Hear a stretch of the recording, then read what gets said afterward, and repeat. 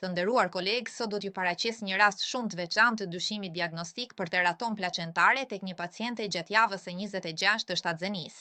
Siç mund shihni nga këto imazhe, një formacion me skaje pothuajse të paregullta, me ekostrukturë shumë të pabarabartë, me zona hiperekoje brenda, që zhvillohet në kontekstin e masës placentare dhe që paraqitej me vaskularizim të dobët në Doppler, duke ngritur pikërisht dyshimin diagnostik për teratom. Bëhet fjalë për një tumor të indeve embrionale që rrjedh nga qelizat pluripotente embrionale i përbërë nga të tre fletët, ektoderma, mezoderma dhe endoderma, në përqindje të ndryshme mes tyre. Ai lokalizohet në zonën placentare, zakonisht midis amnios dhe korionit, përgjatë anës fetale të placentës. Bëhet fjalë për një gjendje jashtëzakonisht rrallë, për të cilën në literaturë janë përshkruar më pak se 50 raste, raporte rastesh, por në shumicën e tyre mbizotëron një prognozë një ecuri e favorishme dhe benigje e kësaj gjendjeje. Nga pikpamja diagnostike, në ekografi vërehet një formacion me ekostrukturë të pabarabartë, me zona të bardha perlash brenda që përfaqëson komponentin ektodermik dhe kalcifikime, i cili rezulton të jetë pak i vaskularizuar në Doppler dhe zakonisht me përmasa jo shumë të mëdha. Zakonisht në fakt nuk e kalon diametrin maksimal prej 15 centimetrash. Diagnoza diferenciale duhet të bëhet kryesisht me koriangjomën placentare, që është një tjetër formacion placentar me sekuencën TRAP, pra sekuenca feto-akardioцефale në shtatzenit binjake monokoriale, si dhe me molon hidatiforme të plot. Në rastin e sekuencës TRAP, megjithatë, kemi të bëjmë me një mas të përbërë nga një binjak amorf akardiocefalik në një shtatzeni binjake monokoriale, i cili furnizohet nga një kordon i dytë ombelikal që buron nga njëjta mas placentare, ndryshe nga teratoma, ku placenta është e vetme dhe një kordon i vetëm ombelikal shkon te fetusi vetëm vital. Për më tepër, te binjaku akardiocefalik, një ekstremitet kranial dhe kaudal zakonisht dallohen brenda kontekstit të masës amorfe.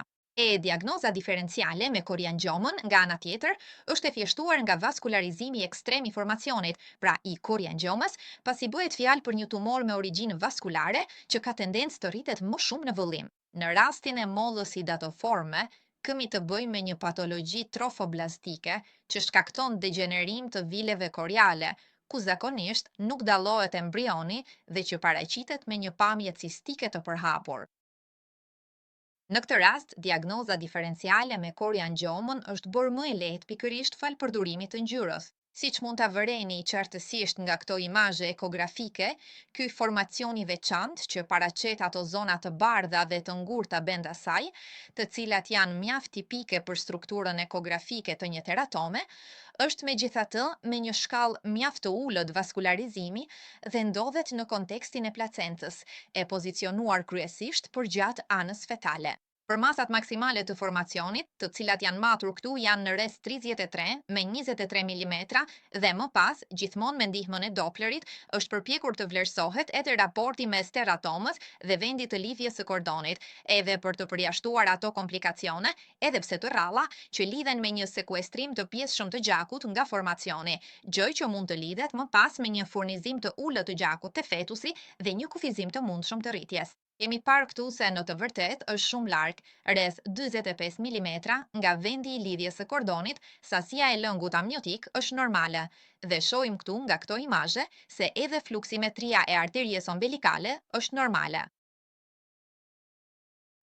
Pacientja gjithashtu ka kryer rezonancë magnetite. Këtu mund të vërej informacionin dhe parasgjithash se përmasat janë në thelb të njëjta me ato të zbuluara në studimin ekografik, por mbi të gjitha se edhe këtu natyra e formacionit shfaqet shumë heterogjene, duke forcuar kështu hipotezën diagnostike të teratomës.